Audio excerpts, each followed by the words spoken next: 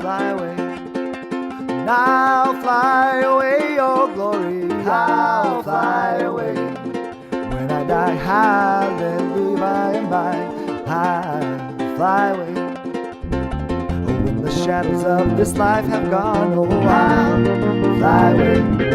Like a bird from these prison walls have flown, oh, I'll fly away. I'll fly away, oh glory, I'll fly away when I die. Chapter 4, Basic Arranging. So you've drilled and mastered the techniques of the left and right hands. You've mastered the chords, or you've memorized your chords in order and practiced the words. Your hands are now comfortable performing in a symbiotic operation, and you are ready to arrange your song. So the first thing that must be understood that most of us in the industry call, or is something that most of us in the industry call the roadmap or the form. That's really the proper term for it, is they call it the form, but most people are going to call it the roadmap. And there's all kinds of other ways to describe it, but that's what I'm going to call it. I'm going to call it the roadmap. So it's often compared to the layers of a delicious cake. If you imagine a cake from top to bottom or bottom to top, however you want to interpret it, you're probably seeing a layer of chocolate followed by vanilla, maybe ice cream in the middle, and then maybe vanilla or whatever, right? And there's layers to it, and it's a tried and true format that will probably be with us forever because most pop tunes follow this model.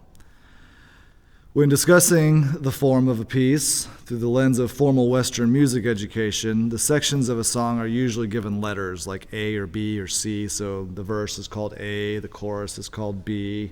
And you usually have something like A, B, and then you'll throw in a different little breakdown section that a lot of people call the bridge, or something that deviates from what you were already doing, and they call that C. And then most people will take B again, the chorus, and then do a little outro or something. And even if the words in verse A are different from the words in the second verse, we still call it A because not everything has to be exactly the same. But the chord progression that's being used, the feel of the song, we call that A. And then the chorus again doesn't have to be the exact same words, but the hook, the part of the song that you recognize, is usually called B. You can take a look further and read through this stuff I'm sure you can put it together, And so I used the comparison of the layers of a cake, which is a good one, but now I'm actually going to use a road map, driving on the road, since we're talking about a road map. And I try to think of a song as following the directions in a map, or in today's day and age, a navigation app on your phone.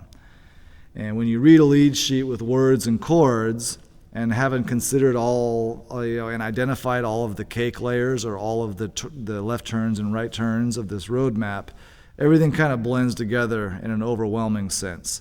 And lead sheets usually don't show you this stuff. They usually just consist of words and chords.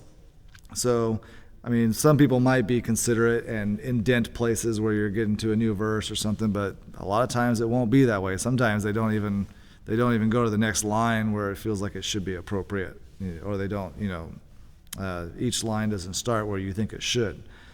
And so if you understand the main sections and where they are, by the time you're playing and singing that last line of the verse and going into the chorus, there should be some sort of silent alarm going off in your head, like, new section coming up, switch up what you're doing here. And that's the change-up section that I'm talking about from the last chapter, is you want to be able to anticipate all of these, really important turns that are coming up, just like when you're driving and your navigation app is yelling at you, 900 feet, right turn, 200 feet, right turn, so you don't miss this really important turn, which kind of makes you fall apart on stage. That's not a fun feeling at all. Just as much as, finding out that you missed your turn and you got to do all kinds of extra work to get back to where you were going is not a fun feeling at all. That's the equivalent of what an audience member feels like when they're listening to someone who's, who doesn't know the roadmap very well.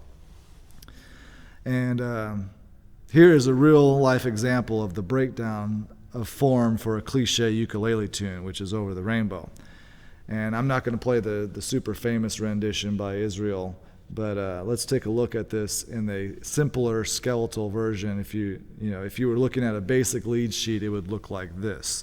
And so you're looking at all the words there, and the chords are on top, and everything's fine, but there's no real way for you to tell where the verse stops and the chorus begins.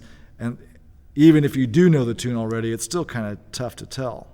And so, like I said, you're going to see this a lot. And unfortunately, it doesn't have a lot of information in it, and the form is slightly inherent in it if you know what to look for. But if you don't know what to look for, it would be difficult to see that you're playing a tune with an intro and then AAB, AA out, or AAB, AA outro. And if you're going to turn a regular sounding tune into an impressive performance, you're going to need to know the general shape of that form. So the next section I'm showing you here is an example of what a tune would look like that's a little more informative. So this lead sheet shows you, has little markings on it. It says intro, and verse 1, and verse 2, and bridge or chorus, and so on. So as you're reading along, you can say, you got these nice little helpful indicators that say something important's coming up, change something up on this, when you're playing. And boy, it would be nice if there was a law that demanded all lead sheet writers include the form of the song when they write it out, punishable by lashings of a cat of nine tails. But until we get there, we're just going to have to accept what we got. And the truth is that many lead sheets are written out. They're made for, by musicians for musicians, and they're usually done in a hurry, sometimes 4 minutes before the show's about to start, and they're frantically writing down this lead sheet so they can hand it out to everyone else in the band. And you just got to put two and two together on the spot. You're going to be dealing with both of these worlds. You're going to be dealing with the world of having really, well thought out, informative lead sheets, and you're also going to just be dealing with that on the spot frantic moment where someone hands you something and you're just going to have to make it happen. So that's the general gist of Chapter 4, the basic arranging. I think I covered it pretty well in the text. You don't need much more from me on the video. I wouldn't think so. So we're going to move on to Chapter 5, and we're going to take a look at advanced arranging. Oh, I warn all of those who can hear. Oh, the line in the sand is clear. You can burn all my dreams. You can clip off my wings. From the fire in my heart